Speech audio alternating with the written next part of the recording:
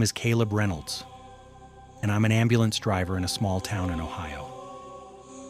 My job is usually calm, transporting patients from their homes to the hospital with the rotating lights on and the siren humming softly through the night. That night, the cold air bit at my cheeks, but the streets were empty and quiet. Everything looked normal. Street lights glowing gently, houses fast asleep, and I felt as calm as on any other night. I had just finished transporting an elderly patient in stable condition to the hospital.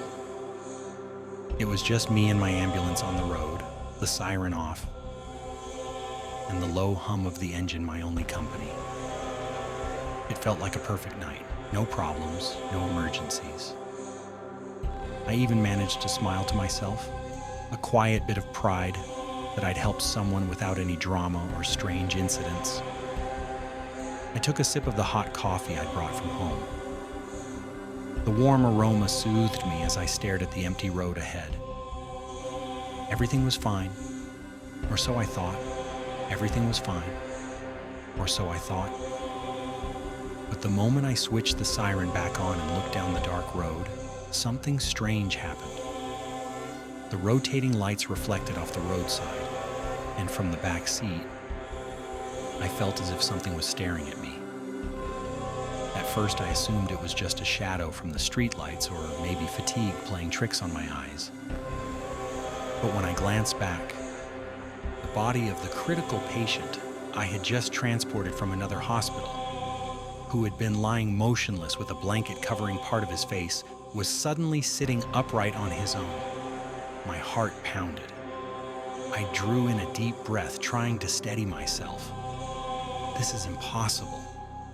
He just fell asleep, I thought. The figure stared straight at me, empty eyes, yet somehow desperate to tell me something urgent. I eased my foot onto the brake, and the ambulance rolled to a stop in the middle of the empty road. Fear crawled slowly through my body. The quiet, peaceful night had suddenly twisted into something suffocating. What had I just seen? Was I losing my mind? Or was something far more unsettling happening in the back of my ambulance? One thing was clear. This night wouldn't end the way I expected. I was about to face a reality I'd never imagined. I knew one thing. This night wouldn't end the way I expected. With trembling hands, I switched on the cabin lights and looked at the patient more clearly. He was still sitting upright, completely still, but somehow an eerie mixture of calm and tension weighed heavily in the air. I forced myself to stay composed. "Okay, Caleb. Stay focused," I whispered, trying to steady my shaky breaths. My goal was simple: get this patient to the hospital as fast as possible, while trying not to lose my mind in the process. Every time I pressed the gas pedal, the quiet road seemed to shift. The shadows from the trees danced against the walls of the ambulance, and the rumble of the wheels felt louder than usual.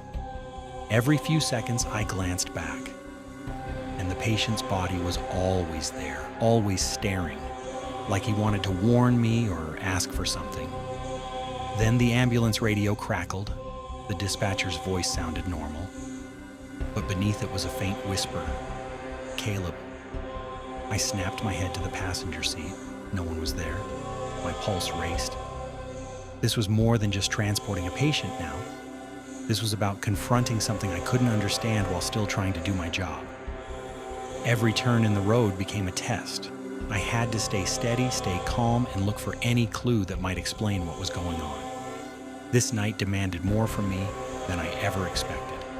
It demanded courage I wasn't sure I had. This night demanded more from me than just being an ambulance driver. I tried to stay focused, keep a safe speed, and calm myself down. But the miles ahead felt more unstable with every passing minute. The patient's body stayed upright, staring at me with a piercing intensity that was impossible to ignore. I tried contacting the hospital through the radio to report the patient's condition, but the dispatcher's voice looped strangely, distorted, sinking deeper into the static. My panic grew. The engine hummed unevenly, the cabin lights flickered, and the shadows outside seemed alive. A terrifying realization crept into my mind. I couldn't rely on anything familiar anymore. The road was empty, the radio's battery fading, and the patient's presence felt like a silent challenge, pushing me toward a decision I didn't want to make. Every attempt at staying in control had failed.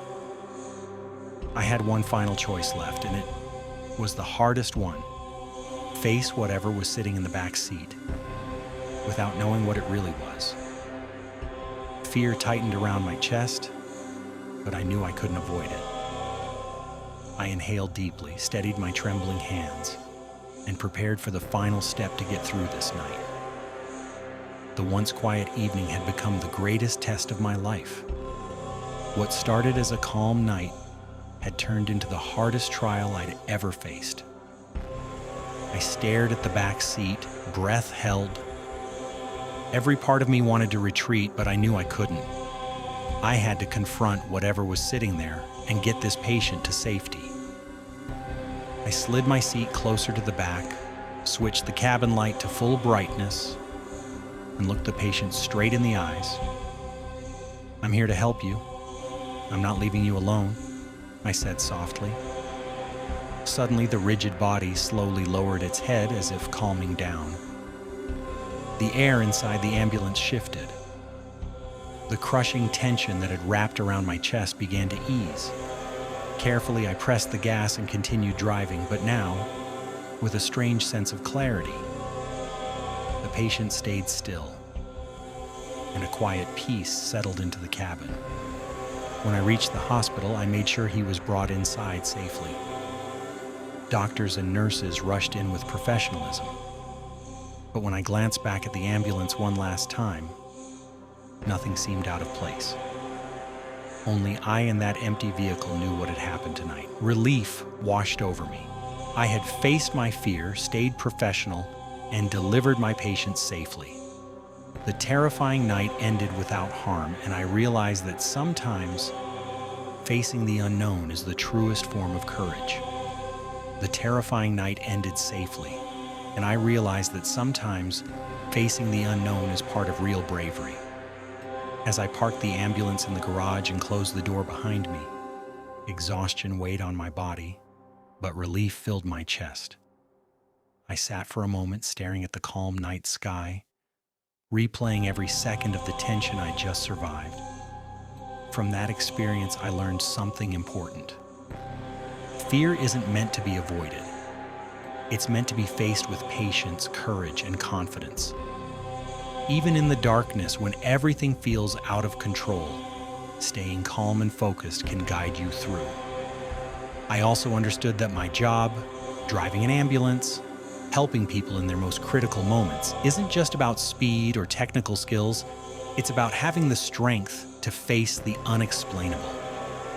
That night taught me that courage sometimes comes from calmness in the middle of fear, and that small miracles can happen when you stand firm against the invisible. I closed my eyes for a moment, inhaled the fresh night air, and smiled. Whatever awaited me on the next night shift, I knew I was ready, because I'd learned to face fear with a steady heart and a clear mind.